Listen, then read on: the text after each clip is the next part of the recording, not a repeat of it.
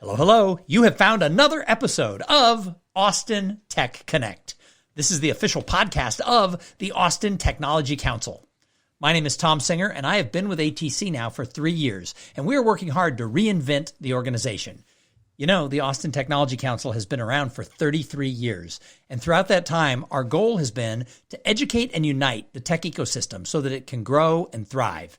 And as we go into the next decade, 2 decades, 3 decades, while things are changing, things very much stay the same. It's very important that Austin has that thread that runs through everything tech and supports the growth of our tech community, because every once in a while, we're going to have to pull on that thread and bring everybody together, and that's where ATC comes in. So please make sure that your company is supporting the Austin Technology Council. We have a lot of work to do, and we have a lot of good things coming ahead. So we started this podcast about 2.5 years ago so that we could talk to people who've been in the community a few weeks, a few months, a few years, and people who've been in the community decades, talking about what's going on in Austin and really important topics that maybe you don't talk about every day over lunch. And today I'm really excited because we are joined by kind of an Austin legend in sort of that PR and marketing world, and that is Bonnie Caver. Bonnie, welcome to the show. Thank you for having me. So for those of you who don't know Bonnie, and if you've been around a while, you probably should know Bonnie, but she helps companies and their CEOs to solve problems around those things that are sort of intangible in their business. You know, the culture, the brand, the communication, the reputation, change management, sort of all those things that don't come up on a bottom line with that CFO, but that really matter. Bonnie says that reputation is currency. And so if you're not paying attention to that, you don't want that reputation to go broke. So I am so glad she's here. And today we're going to find out a little bit about her history. We're going to talk a little bit about what companies are doing. But the topic today is going to be about responsible AI implementation. Let's face it, everybody's implementing AI in some form, but are we all doing it right? And are we being responsible? So Bonnie, let's get started. You've lived in Austin about 30 years. You came here from North Carolina. And as we say, you got here as quick as you could. But let's go back in the Wayback Machine to the early days of your career. How'd you get started and what brought you to Austin? Well, I always wanted to go into PR communications. It was kind of in my DNA. And so I had a degree from the University of North Carolina and started working in college athletics at the University of Mississippi. And did that for the first part of my career, dealt with a lot of really fun things. Was the first woman to do football in the Southeastern Conference. So I was a groundbreaker in some ways and had a really great time. Then got married, fell in love, and decided that, we needed to move somewhere. And we picked 5 cities.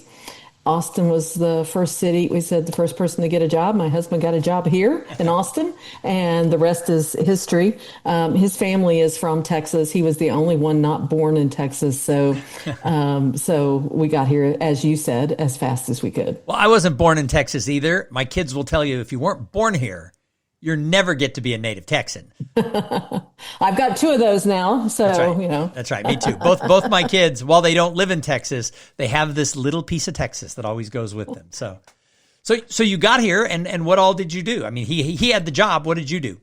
So I started working at Special Olympics Texas, which was kind of a little different side of things than being in college athletics, but certainly was something that I loved.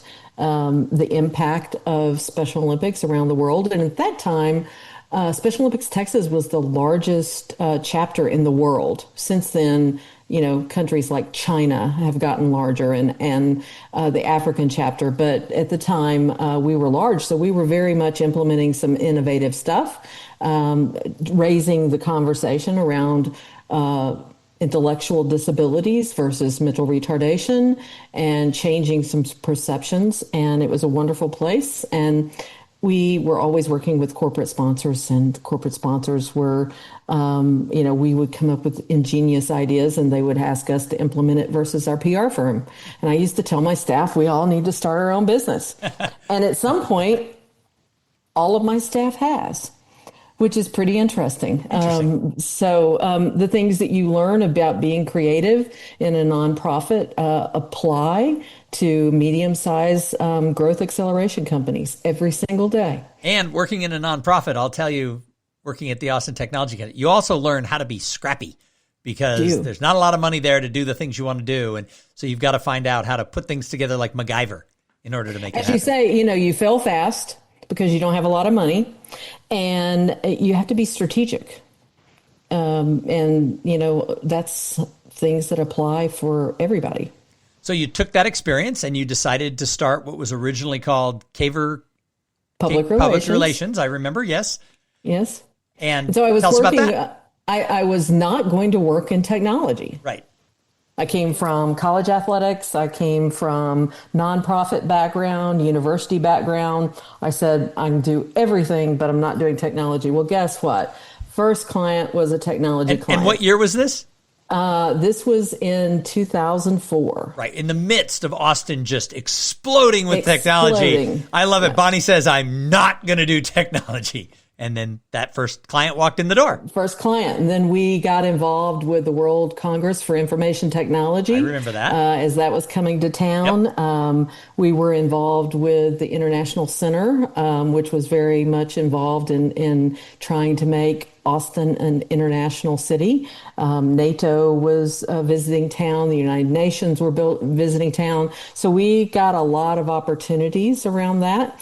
And somewhere along the way, our client, Brenda Hall at Bridge 360, you guys will know her. I remember Bridge 360, of course. Right. Said to me, you're doing a whole lot more than public relations. You need to change the name of your company. So sometimes when clients tell you things, you kind of look at how you switch and you look at strategy there. And so we really expanded what we were doing, started moving a little more into being a fractional chief marketing officer, helping organizations that were mid-size and didn't have that CMO level that's looking at the entire brand and how we could help do that. And that's about half of what we do still today, and on a much more global basis. And then the other half is really on strategy around those things you mentioned at the beginning, which are the things that impact that reputation currency and change management, brand, reputation, communications, culture building, all of those things that kind of sit with someone in the organization generally, but they are the purview of the leadership team. So you started working with tech companies here in Austin. I know you now work beyond Austin, but you started working with tech companies in Austin during a time, 2004 through 2008, 9, those 4 years, it was, things were crazy going on. And then we had a little leveling out through the Great Recession. And then things started to boom again. What's been the most interesting thing you've seen from an Austin standpoint, having had, sort of that bird's eye view of so many different types of tech companies? I think Austin there's a couple of things that I think have been stabilizing in Austin, and that's the ability to still come here and network. When I moved here, everyone said, you'll be very surprised how small Austin is. And certainly, I can drop a bunch of names today and everybody will say, oh, yes, I remember that in, 2004, those early 2000s. But I think it's still the same. There's still a lot of really good organizations that allow for that networking and those deep connections. The Technology Council is just one of those. Mm-hmm. And that's something that I think has never changed in Austin. We still have that opportunity to build connections and make it a small city. And that's a wonderful part of Austin that I love. So I agree with you. I think that it is our secret sauce. And I think that Austin was founded on that ability of those people who were real leaders. Not just people who wanted to be leaders, but the people who had exited companies, the people who had, helped shape so many things. They showed up in the community. And my tagline that I use is real leaders show up, which was sort of what I learned from Pike Powers and Carol Thompson and so many others back in that era who sort of taught me how to be a community civic-minded person. However, I think we have to be careful. I think it's still here, but I think it's as we get larger geographically. It used to be you could have a 3 name tag lunch. You could go to a breakfast, a lunch, and a dinner where they'd slap a sticky name tag on you. But you can't do a breakfast downtown, a lunch in Round Rock and a happy hour in the Domain because traffic wouldn't allow you to do that anymore. So you can't go to everything because of geographically. The other thing is, I moved here 4 years before you. I've been here 34 years, and there were 700,000 people in the greater area. There's now 2.5 million. So back in the late 90s, early 2000s, if you just went to the bar at the Four Seasons on a Thursday afternoon, you were there. Yeah, right. We've all been there. We all were there. You would see, even if you wouldn't be sitting with them because everybody would be at different tables, but you could sort of see and say hello to 25% of the key people in town would, on any given day, be different people, but any different day would be there. Now, there's no one place that everybody goes, and there's no one way to see everybody. So I think we have to be cautious and careful, not just to become another big city where everybody's sort of just siloed. So I think we have to work to keep it, but I think we still have it. Yeah, I remember those Four Season days. One of the things I used to do is have a happy hour with the Austin Business Journal reporters, and with no purpose but to introduce them to people. And so as people would come around, I would introduce them to people, and they would get engaged and learn what other people were doing. And a lot of really great stories came out of it, not from organizations that I was representing, but just to help tell the stories of Austin and the technology companies that were happening in Austin that may not rise to that time. So that's a very different time, as you said. Well, and I did the same thing. So I was the marketing director for a couple different firms, but for a large tech law firm. And I didn't have a big expense account like I'd had in previous jobs, but I had enough that I could pick up drinks for a couple of people. And so once a month, I would do a happy hour where I'd invite like 3 company people and then 3 business development people from accounting firms, or the VCs used to have business development people who were involved. We had sort of the little marketing group, and I'd invite like 8 people, and then I'd get to the Four Seasons at 4:00, and I'd push a couple tables together, and then everybody else would get there at 5:30, and I'd have a little reserved area. And I would do that once a month. And it was amazing how people were like calling me going, "Can I get invited to one of your happy hours?" And it was just a thing because, if you just showed up at 6:00, you were never going to get a table. And so part of my trick was to show up early and push tables together. But I don't think that would work the same way anymore. No, it's different. We have to change with the times. That's right. That's right. So your company, you changed the name to Reputation Lighthouse. You started growing. Tell us about the company now. What is the key focus of what you're doing on a daily basis, and who are your clients? So we really are focused on that reputation currency and all of those things that impact that. So how do we accelerate your reputation? How do we protect it? And so that really is kind of the core. And you'll say, well, you talk about change management, and you talk about brand, and you talk about all of these responsible AI. But if you're doing a reputation risk assessment, those are all things that hit you. And those are things that really cause damage to your bottom line. So we're focused on those things. Our client base is still kind of that mid-sized growth acceleration company, but we're outside of Austin. Most of our clients are funded clients that are kind of moving to that next level. And we do everything from corporate listening, internally and externally, connect the dots of where they need to make changes or some things that are roadblocks to moving forward, to really helping organizations take this new world of AI and make the right decisions so that they have a competitive advantage. And we're working, in technology, but also in manufacturing and energy, but we're mostly on the B2B space. We're small but mighty. We don't have a lot of clients, but we really dig in and help make impact. So I brought you here today to talk about responsible AI implementation, because that actually impacts everything that you've talked about when it comes to the culture, the brand, the reputation, the change, et cetera.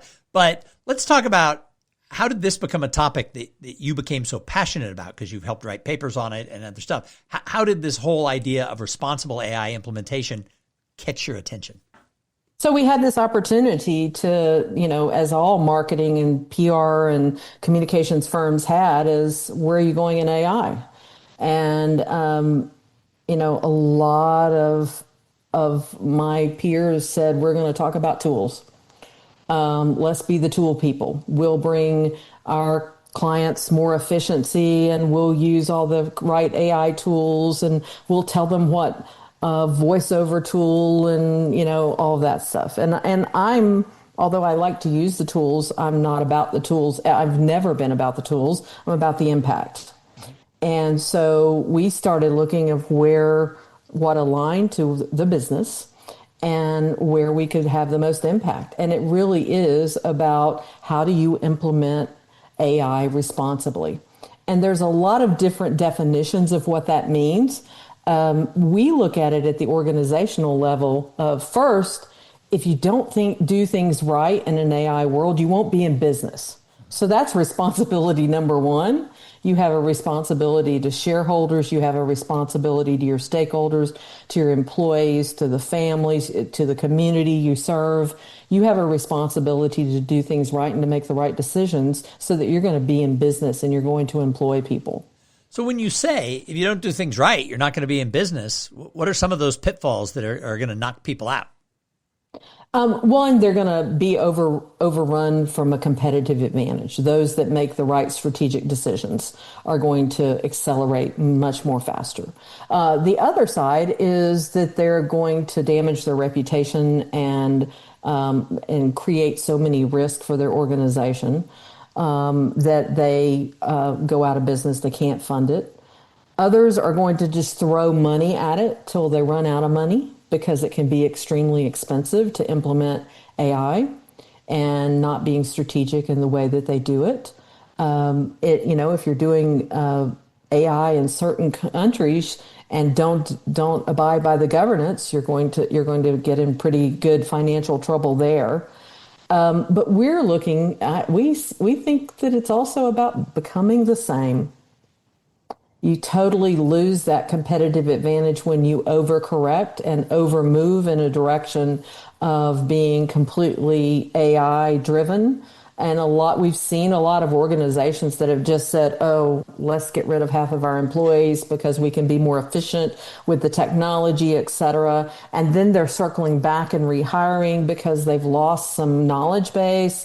They've lost some advantages. And what we're finding is, we're looking the same. And we all know that being Me Too is not the way to get better. So where is the world when it comes to this idea of responsible AI implementation? Where are we now, and where are the opportunities?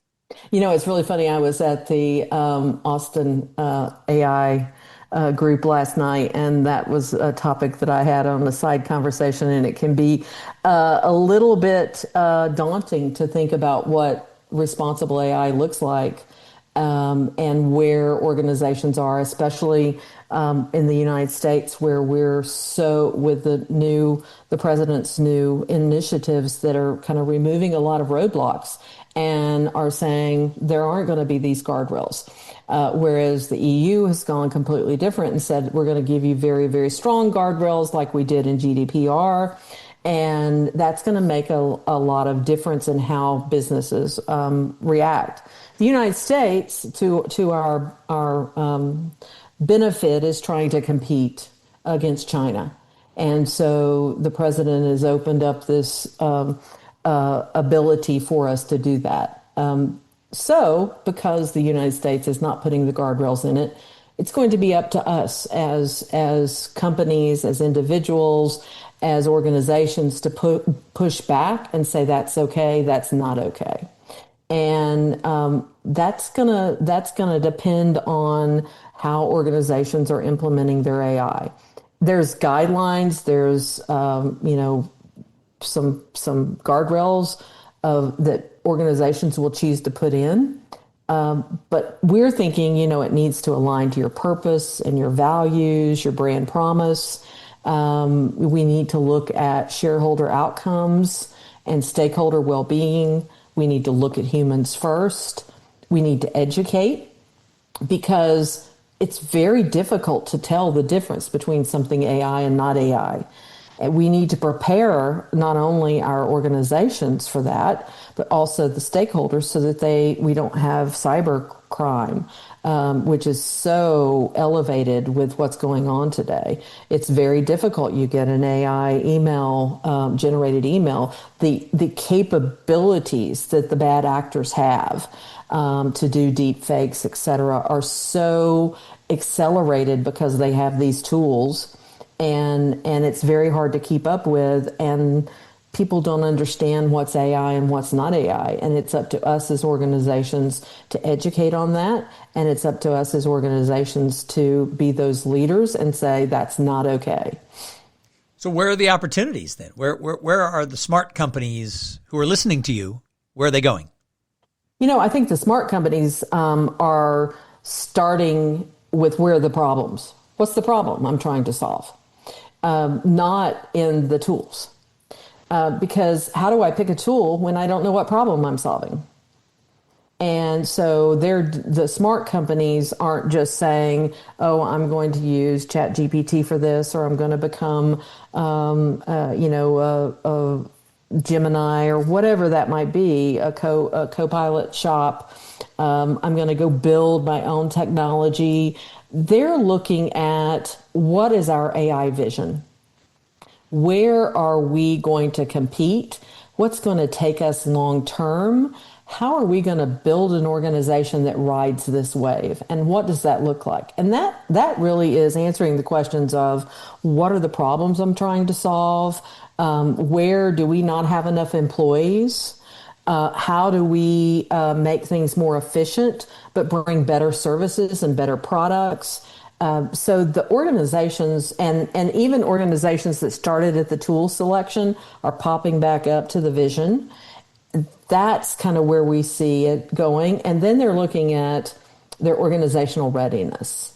And that's a very big thing of what allows us to be this. And so, if you're looking at agentic AI, for instance, and you don't have your processes buttoned up, you're going to have problems when you implement your agentic AI.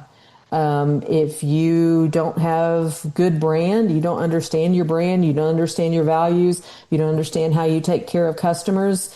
If you're implementing customer service agentic agents, they're not going to work very well because you don't have all of those processes in place. So it's putting in those things and looking at what your organizational readiness is. Do you have the right employees?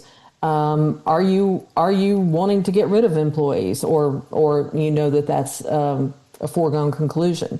Or are you trying to do more with the employees you have and retrain them? So there's a lot of those kinds of decisions when you're looking at this organizational readiness. So as we look forward 3-5 years, what does the day-to-day look like when it comes to sort of this implementation of AI around the stuff that you work with your clients on? It depends on who you talk to. Even Sam Altman says, I don't know where we're going. Right. I don't know. Every day the AI surprises us. He was talking with the Federal Reserve recently, and he said something that would have cost, $10,000 to do technology-wise actually cost about 10 cents today. And so that's fine. That's, democratizing some of the technology pieces, but now we have to take that to market. So it's one thing for me to create my own little script and create my own little technology that my organization alone uses. But when I'm trying to deploy it, when I'm trying to sell it, when I'm trying to talk to others about it, and build the infrastructure that goes around it, there's a long runway. So we're going really, really fast right now, and it feels really, really fast right now, but sometime the infrastructure is going to have to catch up of how we bring these things to market. And then, not unlike the .com bust, some things are going to come to the top, some things aren't. Mm-hmm. And so what we're trying to help our organizations do is to make the right decisions now that they ride the waves. And it will be like riding waves. You're going to crash and burn.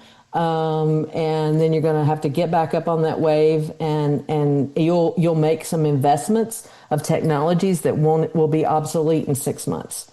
So how are you making the right decisions to ride those waves? And that's what we're trying to help our organizations do. I talked to somebody the other day who said that something like 50% of the money being spent by large corporations on AI and AI tools are going to be replaced. I mean, they're right now, they're just gobble, gobble, gobble, gobble, gobble. And that in 2 years from now, they're going to be like, oops, we didn't need to do this. We didn't need to do this. We didn't need to do this. So I guess, thinking through some of the things of the past, when you think about when the internet came out and when we first started getting, everything was www this and that. And then surfing the web was, brand new to everybody. And then, as you said, the .coms came in and everybody thought, oh, well, the whole world has changed. I remember people telling me, oh, well, the economy is different now.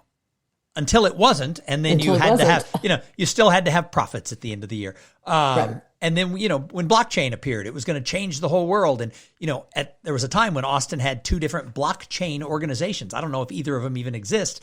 We now have 3 or 4 AI organizations. And I'm curious, as in 3 years, what do those look like? I mean, AI is a big term and there's so many pieces of it. Where does that all fall in? And then around the corner, we've got quantum. And what's that going to do if that becomes a viable technology? So I think you're right. There's a lot of things going on. Is there anything else we didn't really cover on all this stuff that you think people need to be aware of? I think it's going to change the world of mergers and acquisitions for sure, and funding, because we're seeing it right now. You're going to have smaller organizations because you can go build you think you can build an entire company with 2 people. But, and you might even get VC funding for that. And then some big corporation, instead of buying you, just comes and steals that other person. Yeah. It's going to be about talent acquisition, and it's going to change the world of M&A unless you are going to build an organization. I think if you just think you're building a product, I think you'll fail. Because talent they'll just acquire your talent. They'll throw more money at it than you can throw at it.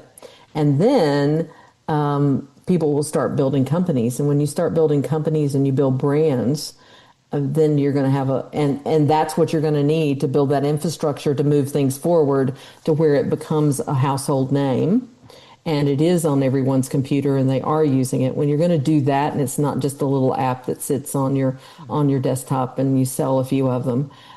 When we make those transitions and start to build companies that are going to build AI, then that's going to make a huge difference in where AI goes. So let's shift gears a little bit. We touched on it earlier on. Let's talk a little bit about Austin. You've been here a long time. You've been deep in tech for 20 years. What do you think our current situation is? What have we done well? And we talked a little bit about the networking connection side of it. But when we really look at Austin, what have we done well? And maybe what are some areas we have to be cautious of besides what we talked about before? Well, I mean, I'm going to come back to this fact that of not building companies. There were a few years ago that before COVID that I went to an event and met a ton of new technology people, and everyone I talked to said, I'm going to build a product that I can sell to Oracle. I'm going to build a product that I can sell. And so we weren't building brands. And we weren't building companies. We were building a product we could sell. We were building a product we could sell. And that does not do Austin well. And when I go to other, for instance, we started working in Denver at that point in time because Denver was very similar to Austin, but they were building companies and they were still building companies that sold to bigger conglomerates, but they were building companies that sold. So they were employing 100 people, 150 people. And Austin still has a little bit of a problem with that. And I am more worried in this AI world that we're going to have more and more people that are looking at that. The other thing is we've lost a lot of jobs. Software engineers are losing their jobs because they're not needed anymore but they are needed from the AI perspective. So how do they make that transition? So that's another challenge that we have in Austin is how do we help our software engineers, our mechanical engineers, our electrical engineers transition into this infrastructure piece, which is going to be huge, this go-to-market piece, which they know how to do, but they need to transition to this AI world, and that's a challenge. And that goes back to what I always say is, you got to be involved in the community, because if that layoff comes, it's hard to start networking the day after you get laid off. You've got to have those connections in place. But on the flip side, it's better to start then than not at all. I mean, there's an old Chinese proverb that says the best time to plant a tree was 30 years ago. The second best time to plant a tree is today. But planting a tree today is a lot harder. So I think everybody, if they're in, and tech is one of those industries that's always had layoffs and always had up and down. You've got to reskill. And so, I think that's one of the things the Austin Technology Council is trying to do, is to bring some of those people in and help them, meet each other and get reskilled, but also to be thinking ahead of, how do I get reskilled and how do I help the people in my company get reskilled if that's going to be a necessary thing. Yeah, we have to think about it that it's not about a technology transformation. It's about a business transformation. And AI isn't coming for your job. It's coming for the entire org chart. And so we have to prepare everyone. And I think last year, the marketers and the PR and the comms people were hit. Now software engineers are being hit. We're going to go through the entire org chart. The sooner we start to reskill and retrain and prepare people to ride these waves, the better we'll be. Well, Bonnie, it's a pleasure to have you here on the podcast. Do you have any last words? No, I think it's been wonderful to be here. I would say let's be responsible with our AI, and let's look at how we move forward with human-centered AI for the common good. Nice. Well, it was a pleasure to have you on the podcast. Thanks for all you've done for so many companies over the years here in Austin and for the community and beyond. And thank you to everybody who tuned in and listened. I say it all the time. If it wasn't for you listening to the podcast, why would we do the show? Our numbers are growing a little bit all of a sudden. We were leveled out for a while. Numbers are growing. But the only way it's going to work is if you're listening, share it with your coworkers, share it with other friends in tech, because the more we can know about cool people doing cool things like Bonnie, the more our community can be connected. And that's why we call this show Austin Tech Connect. We'll see you here next week.